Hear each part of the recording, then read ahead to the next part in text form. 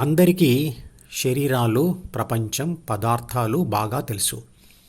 Psychology చదువుకున్న వారికి ద్వితీయ మనసు గురించి తెలుసు. శరీర నిర్మాణ శాస్త్రం తెలుసుకున్న వారికి శరీరంలోని ప్రతి అవయవం కూడా తెలిసి ఉంటుంది.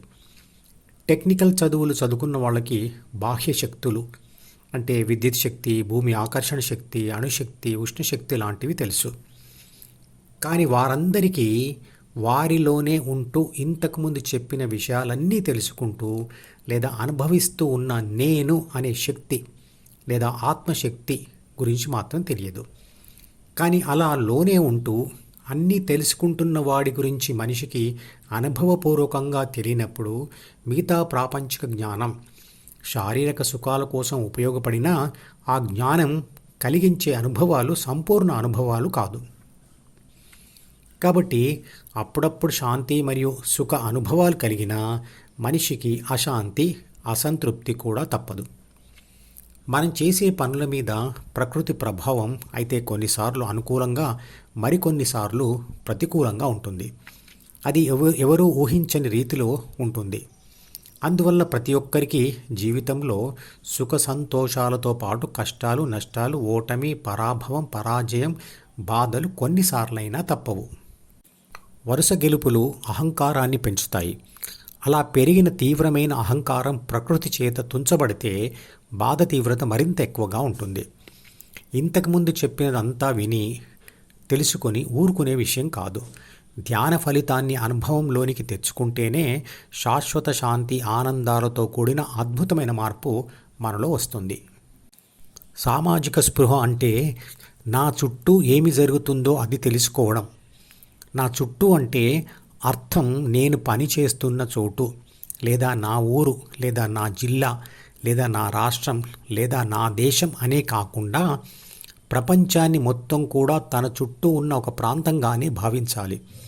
ఈ ఆధునిక యుగంలో మొత్తం ప్రపంచాన్ని ఒక గ్లోబల్ విలేజ్ అంటే గ్రామంగా పరిగణిస్తున్నారు. నా దారిలో నేను ఉద్యోగం చేస్తూ లేదా వ్యాపారం చేస్తూ నా కుటుంబాన్ని పోషిస్తూ ధ్యానం చేస్తూ ఇతరులను ఇబ్బంది పెట్టకుండా ఉంటే సరిపోదా? సామాజిక స్పృహ నాకు అవసరమా? నిజమే, ఈ విధంగా ప్రపంచంలో ఉన్న ప్రతి ఒక్కరూ అనుకుంటే సామాజిక స్పృహ అవసరం లేదు. అభిమత సహనం అంటే ఇతరులకు హాని కలిగించని అభిప్రాయాలను లేదా కోరికలను మన్నించడం, లేదా పరమత సహనం అంటే ఇతర మతాల వారికి హాని కలిగించని అభిప్రాయాలను గౌరవించడం కూడా అన్ని మతాల వారికి ఉంటేనే అందరూ ప్రశాంతంగా ఉంటారు. కానీ దేశ లేదా రాష్ట్ర పరిస్థితి ఆర్థికంగా, సామాజికంగా, మతపరంగా అల్లోకల్లోలంగా ఉంటూ సామాజిక మరియు వ్యక్తిగత భద్రత లోపించినప్పుడు మతపరమైన దాడులు, దేవాలయాలను కూల్చివేయడం, అవినీతి, అక్రమాలు, యువత శక్తిని నిర్వీర్యం చేసే మత్తు పదార్థాల రవాణా పెరిగినప్పుడు, వినియోగదారుడు కొనుగోలు శక్తి నశించినప్పుడు ప్రశాంతంగా ఉద్యోగం, వ్యాపారం, కుటుంబ పోషణ మరియు ధ్యానం చేయగలరా? తమ పని తాము చేసుకుంటూ ప్రశాంతంగా బ్రతుకుతున్న ఈ దేశంలో విదేశీయులు ప్రవేశించి ఇక్కడి మతాన్ని ఒక దయ్యంగా చూపిస్తూ మత విస్తరణవాదంతో దేవాలయాలను కూల్చివేయడం మరియు హిందువులను ఊచకోత కోయడం లాంటి మత విధ్వంసం చేయలేదా? ఇక్కడి ఋషులు ప్రశాంతంగా ధ్యానం చేసుకుంటున్నా విదేశీయులు ఇక్కడి వారు తమ మతం కాదు అన్న ఒకే ఒక కారణంగా వారిని, దేవాలయాలను ఏం చేశారు?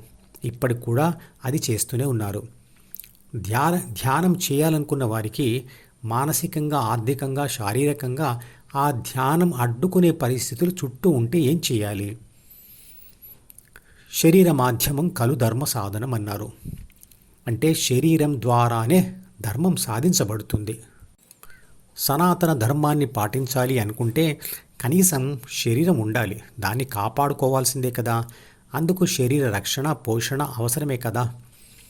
తన శరీరంపై దాడికి తెగిన క్రూర జంతువును లేదా క్రూర జంతువు లాంటి మనిషిని కానీ అందరిలో ఉన్న ఆత్మ ఒకటే అని అనుకుంటూ వదిలివేయకూడదు. ధ్యానంతో మనిషిలో ఎదిరించేందుకు కావలసిన ధైర్యం, పట్టుదల, తీవ్ర ధ్యాస, జ్ఞాపక శక్తి పెరుగుతాయి. తపస్సు చేసుకుంటూ ఉన్న ఋషులపై దాడి చేసిన రాక్షసులను రాముడు ఏం చేశాడు? ఇంట్లోనే పెంచుకుంటున్న పెంపుడు కుక్కకైనా పిచ్చి పట్టి కరుస్తుంటే మనం ఏం చేస్తాం? అంతకంటే ముందు ప్రేమగా చూసినట్లుగానే దానిని చూడలేం కదా. ఆత్మరక్షణ కోసం చేసిన హత్య నేరం కాదు అంటుంది చట్టం. ఇబ్బంది పెట్టే 1-2 కోతులను మనం పట్టించుకోము, హింసించము. కానీ 100 కోతులు కలిసి దాడికి దిగితే, పళ్ళ తోట నాశనం చేస్తూ ఉంటే ఊరంతా ఏకమై వాటిని ఎదిరిస్తారు కదా. నాకెందుకు అని ఎవరూ ఊరుకోరు. అలా పళ్ళ తోటలు ధ్వంసం చేస్తూ ఉంటే హిమాచల్ ప్రదేశ్ రాష్ట్ర ప్రభుత్వమే వాటిని కాల్చి చంపమని ఆర్డర్ ఇచ్చింది. కోతులలో ఆంజనేయుడు మాత్రమే దేవుడు, కానీ అన్ని కోతులు కాదు కదా. మనుషులలో రాముడు ఒక్కడు మాత్రమే ధ్యానంతో దేవుడయ్యాడు. అందరూ మనుషులు దేవుళ్ళు కాలేరు. సామాజిక స్పృహతోనే ఐకమత్యం మరియు హింసను అడ్డుకోవడం సాధ్యమవుతుంది.